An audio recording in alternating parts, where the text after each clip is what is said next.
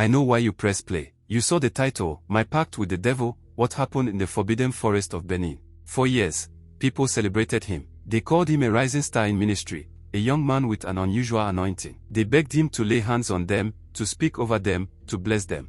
But no one asked him the real question, where did your power come from? If they had asked, he would have lied. He would have smiled, lifted his hands toward heaven, and pretended he was chosen. But the truth is darker than you can imagine. He did not receive power from God. He purchased it with blood, and the receipt of that purchase is written on his soul. He walked into the dark forest of Benin as a desperate man, a poor pastor with a dying mother, drowning in humiliation, mocked by members who left his church because God was not with him. He entered that forest to seek power. But what he found waiting for him in the shadows was not power. When he crossed that invisible line between the living and the damned, he thought he was going to negotiate. But he didn't know they had already chosen him. And from the moment he took the first step into that forest, he became property of the very thing he was seeking to control. Today, he is not confessing for forgiveness, but he is confessing because, before the darkness finishes what it started, you deserve to know how a servant of God becomes a servant of the devil. I did not enter the forest as a brave man. I entered as a broken man. I walked into the dark forest of Benin because I believed it was my last hope. I believed power was waiting for me there. I believed I could trade my fear for a breakthrough. At that time, I was not thinking about the devil. I was thinking about survival. My mother was dying on a bed that smelled of sickness and cheap disinfectant. My church was collapsing. People laughed at me behind my back. They said I was powerless, weak, and cursed. Many nights I prayed until my voice disappeared, but nothing changed. So when someone mentioned that power can be found in the forest, I listened. I should have walked away. Instead, I walked in. You see, the night I entered the forest, the road felt longer than my entire life. Every step I took felt like I was walking into a trap. The trees stood tall and close to each other, like soldiers blocking the world behind me. The air was thick and heavy. The ground was soft and wet, like something had recently been buried. There was no moon in the sky. Only darkness. The man leading me walked ahead with a small lamp. The lamp didn't give enough light to see the path. It only made the shadows move. As we walked deeper, the noise of the world disappeared. No passing cars. No crickets. No wind. Just silence. It felt like the forest was listening. Someone will again ask the same question. And my answer is, I came because I was tired of poverty. I came because watching my mother in pain broke me more than any demon could. I came because I wanted to prove something to everyone who looked down on me. I told myself I was doing this for survival, but deep inside, I knew the truth. I wanted power. I wanted success. I wanted to be seen. The forest did not force me to enter. I walked in by myself. At some point on that path, the darkness changed. It did not just surround me. It entered me. Something cold brushed my skin. Not wind, a presence. My heart started beating faster. My legs became weak. I wanted to turn back, but my pride pushed me forward. I remembered the shame of preaching about miracles while my own mother was dying. I remembered how members left my church after service and laughed that my prayers had no effect. Those memories became stronger than my fear. When the forest swallowed the last trace of light, the man leading me stopped walking. Without turning, he lifted the lamp and pointed ahead. There, in front of us, was a large open space. The soil was black. Not dark, black. Like it had swallowed blood over the years. On the ground, symbols were drawn in a circle. The lines looked like they were carved with fire. My chest tightened. The man did not speak. He simply walked and left me alone at the edge of the clearing. I should have run. I should have screamed. But I was tired of begging God for a miracle that never came. So I stepped into the clearing. The moment my foot touched the circle, the air changed. It became colder, but I felt sweat on my face. My body started shaking. I felt like something unseen was standing behind me, watching me, studying me. The space around me grew heavier. It felt like invisible hands were pressing on my shoulders. I could not move. I could not breathe. Then it happened. The ground beneath my feet vibrated like a heartbeat. Not mine. Something else. Something alive. That was the moment I realized I was not there to make a deal. I was there to be claimed. A sharp pain shot through the back of my neck, sudden and deep. It felt like a hot iron being pressed into my skin. Images flashed in my mind. A dark throne. A river that looked like blood.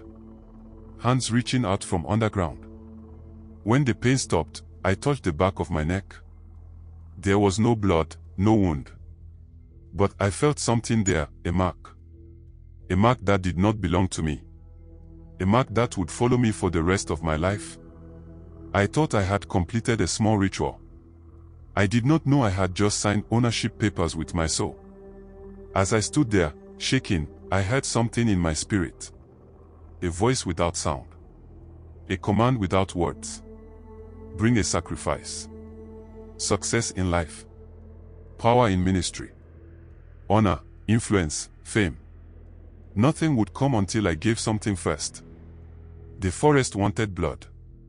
And in that moment, I realized something that still destroys me every day. I walked into the forest because I wanted to save my mother. But the forest wanted me to sacrifice someone else's mother.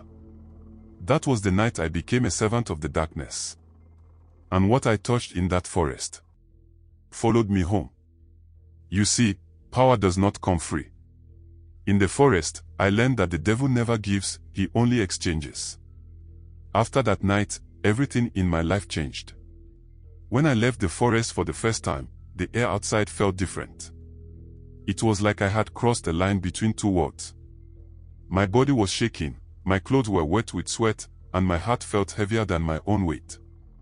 On the road home, I expected to feel fear. Instead, I felt numb. I tried to forget what happened. I tried to tell myself it was just a ritual. But deep inside, I felt something that scared me more than the darkness in that forest. I felt chosen. Not chosen by God. Chosen by something else. The following weeks were strange. I could not pray anymore. Even when I tried, my chest felt tight. My Bible felt empty, like it was just a book. Whenever I closed my eyes, I saw the forest. Not the trees, not the clearing, the circle. That red circle burned into my memory. And every night, just before I fell asleep, I felt that same voice again, bring a sacrifice. At first, I tried to ignore it. I tried to focus on my mother. I tried to convince myself that God would come through. But God was quiet. And the forest was not. One night, exactly 40 days after the first ritual, I woke up suddenly. Not because of a sound, but because of a presence. There was something inside the room. I could feel it watching me. The air became cold, like a freezer had been opened beside me. In my mind, not in my ears, I heard it. Come back. My whole body trembled. But deep inside, I knew I would return. I didn't feel like I had a choice anymore. Let me tell you, the second time I entered the forest, it felt easier. The fear was there, but it was weaker than my desperation. The man with the lamp was waiting. We walked the same path, through the same suffocating darkness. But this time, something was different. This time, the darkness felt familiar. When we reached the clearing, I realized something. The circle was bigger. There were marks around it, fresh markings on the soil. Symbols I didn't understand. I stood in the middle of the circle. The ground felt warm, almost like it was breathing. My heart raced, not from fear, but from expectation. I did not ask what I needed to do. The forest already knew why I came. As I stood there, the air around me grew heavier. I could feel something forming, not with my eyes, but with my spirit. Shapes moved in the shadows. Not animals. Not humans. Something else. The presence that came was not loud. It was silent, but its silence felt like a command. I felt it enter the circle. It did not speak words, but I heard it clearly. Power is waiting. But power must be paid for. My body went numb. My mind became cold. Images flashed in my head, visions of a large church, crowds cheering, wealth, influence, admiration. People standing in front of me, crying because they believed I was chosen by God. Then another set of images appeared, darker ones. A body. Blood. Someone I knew. A sacrifice. That was when I learned the rule: there are no miracles in darkness, only transactions. The forest was not giving me power. It was offering exchange. My hunger for success blinded me. My mother's sickness pushed me. My humiliation in ministry tortured me. In that moment, my desire became stronger than my conscience. I thought the pact required a sacrifice. I didn't know it required many. When the ritual ended, I felt something inside me change. I felt strong. I felt confident. I felt powerful. But I also felt something else hiding beneath that power, a hunger. Not hunger for food. Not hunger for success. A hunger for more. From that night onward, the forest followed me everywhere, in my dreams, in my thoughts, in my church. And the voice became clearer: bring someone. Someone close. Someone who trusts you. That was the price. The soul for power. And in the end, I gave more than I ever planned to give. Power came quickly. But the hunger for a sacrifice came faster. After the second ritual, life began to change in a strange way.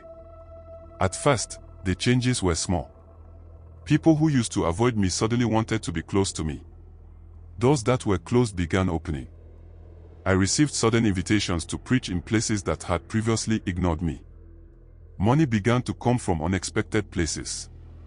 People started dropping gifts into my hands like they were led by something invisible. My confidence grew.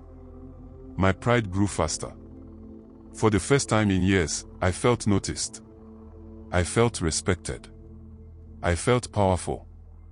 But in the middle of all this, something darker was happening. Every success increased the voice in my head. Bring a sacrifice. The power was not a blessing. It was credit. And credit must be paid back. Days turned into weeks, and the voice became louder. Sometimes in the middle of preaching, I would feel it.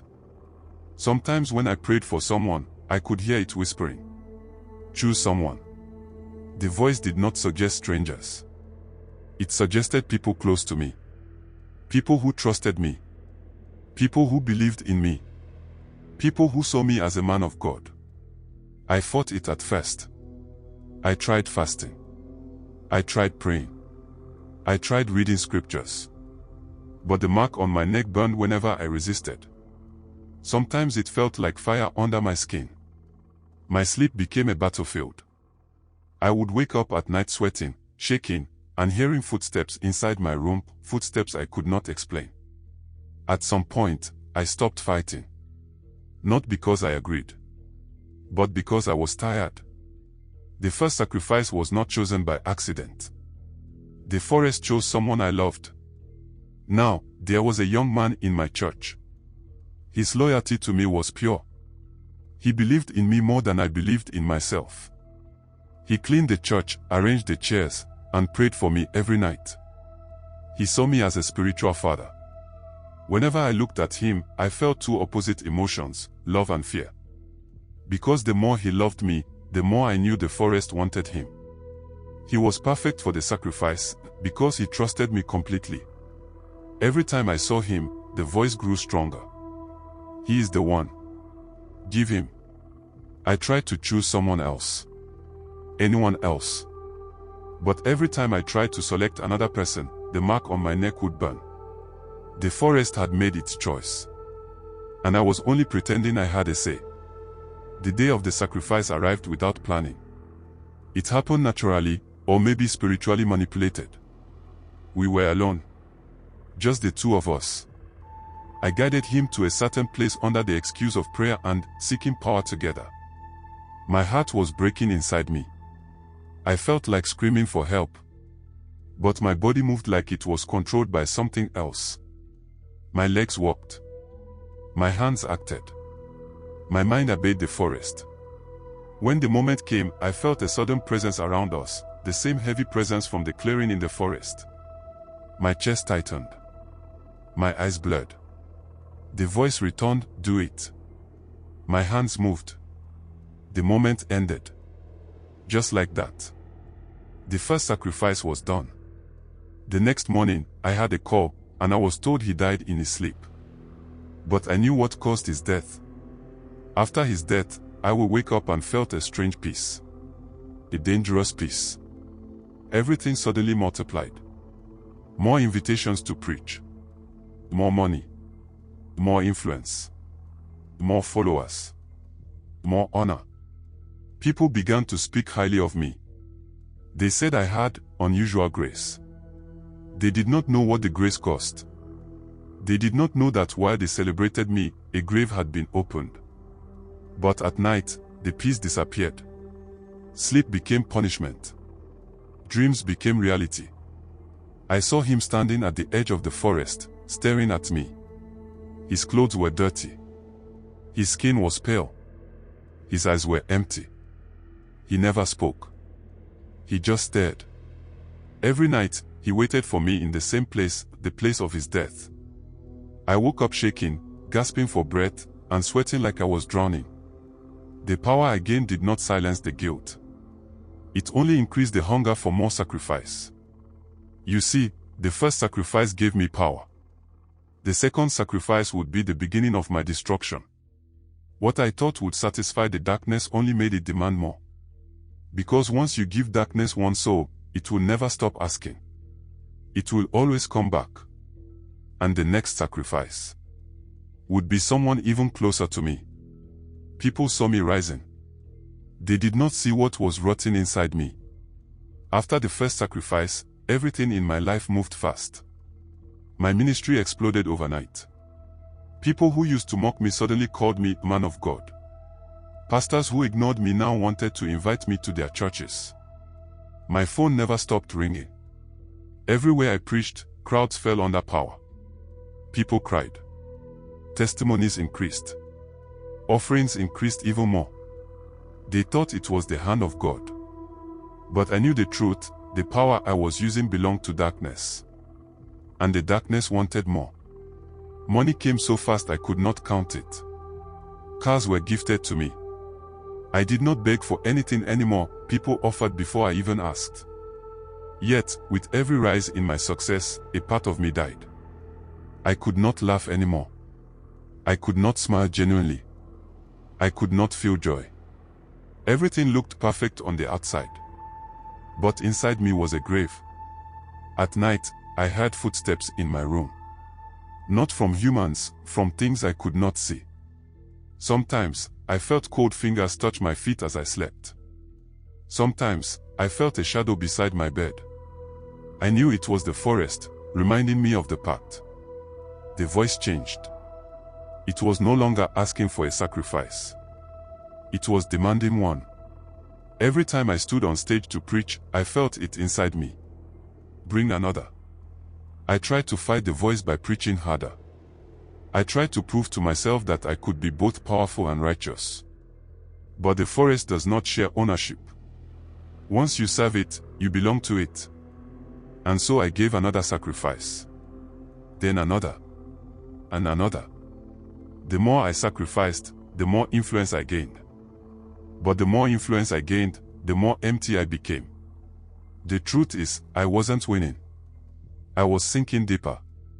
Every miracle I performed was paid for with blood. My heart became harder. The guilt I felt after the first sacrifice slowly faded. I began to justify everything. It's just destiny. Some must die for others to rise. Maybe these people were already marked for death. These lies made the killing easier. Soon, sacrifices became normal to me. I no longer saw people, I saw opportunities. I no longer saw souls, I saw payments. My conscience stopped speaking. My emotions stopped functioning. I thought I had gained control, but the darkness was the one controlling me. Years passed. My ministry became known across countries. Prophets wanted to be connected to me. Politicians came to me for blessings. They thought I carried God. But what I carried was a kingdom of darkness. Then one night, everything changed. I woke up suddenly. Not from a sound. From a feeling. A thick, heavy presence filled my room, the same presence from the circle in the forest. The mark on my neck burned with deep heat, like hot iron melting into my spine. I felt the words inside me, one more. This one must be innocent. This one must be pure. This time, the voice was different. Not requesting. Commanding. And immediately, I understood who they wanted. Not a stranger. Not a church worker. Someone pure. A child. Blood left my face. My hands trembled. For the first time in a long time, I felt fear. Strange things began happening around me. My mother's illness suddenly returned, but this time worsened. Doctors could not explain her condition. Members of my church started experiencing mysterious problems. Some lost jobs. Some fell sick. The power again became a curse to everyone who came near me. I realized something painful. I entered the forest to save my mother. But the forest came for her first. Everything around me began to collapse. The same power people admired was destroying everything I loved. The truth is, darkness never gives power without planning to collect something greater. This time, it did not want a sacrifice. It wanted everything. The forest did not just want a soul. It wanted my future. It wanted my peace. It wanted my blood. And soon, I would face the final choice, give the sacrifice they demanded, or become the sacrifice myself. I used to think that regret was a feeling that visited the mind from time to time. But in this last chapter of my life, regret followed me everywhere like a shadow, choking me, suffocating me, reminding me that I could run from the world, but I could never run from myself.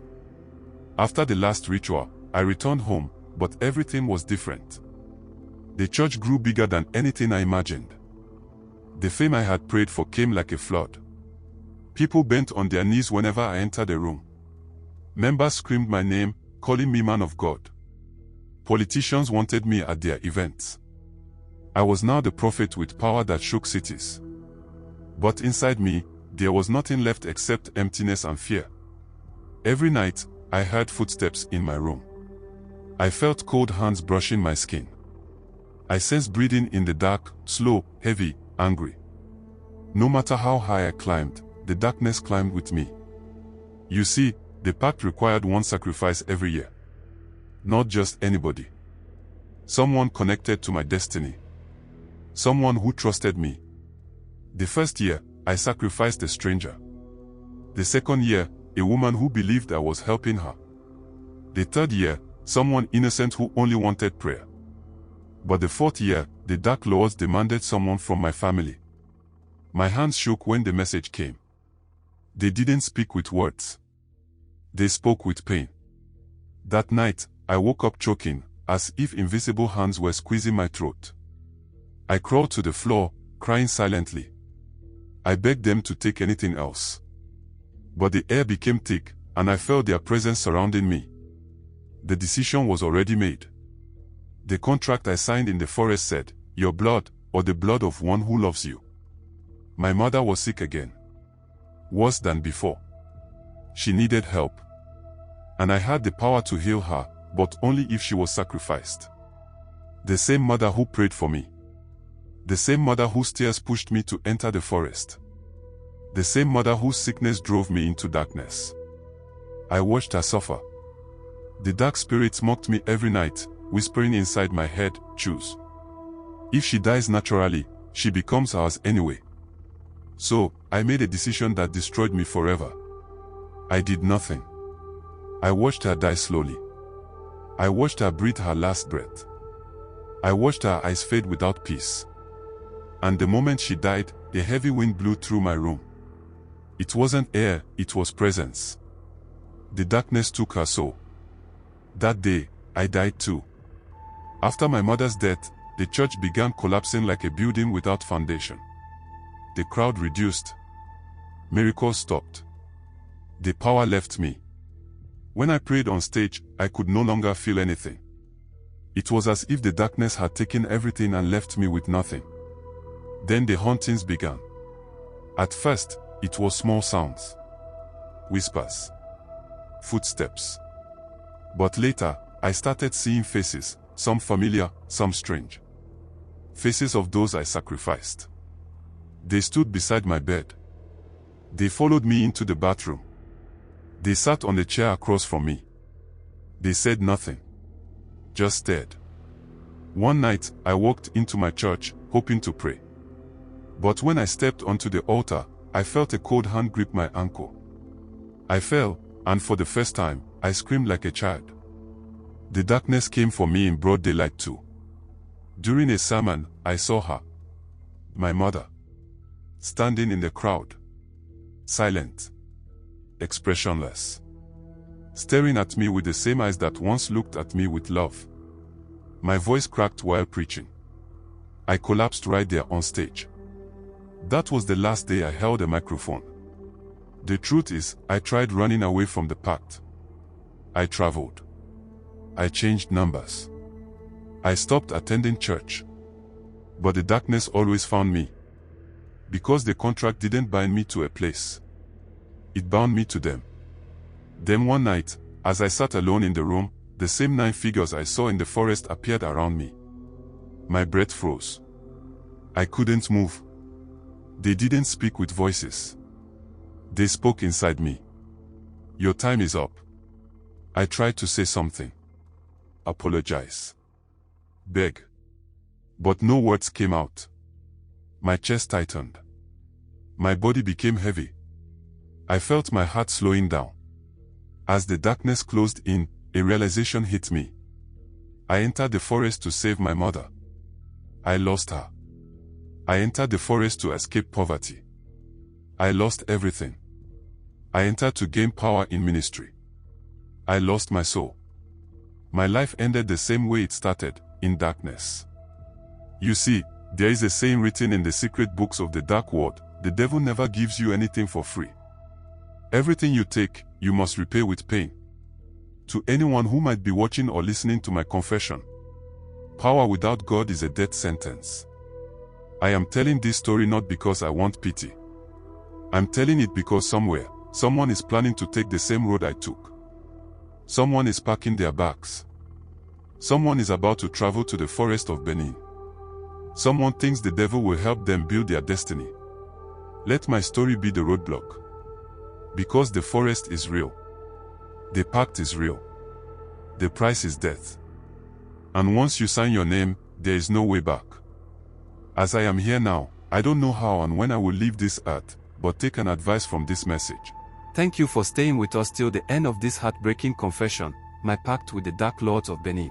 Stories like this are not told to glorify darkness, but to warn every soul listening right now: power without God comes at a price, and the devil never gives anything for free. Many people are secretly running toward shortcuts, running toward fame, running toward power. And they don't know that every shortcut has a hidden invoice. As you have heard, he gained everything, but lost the only thing that truly mattered: his soul.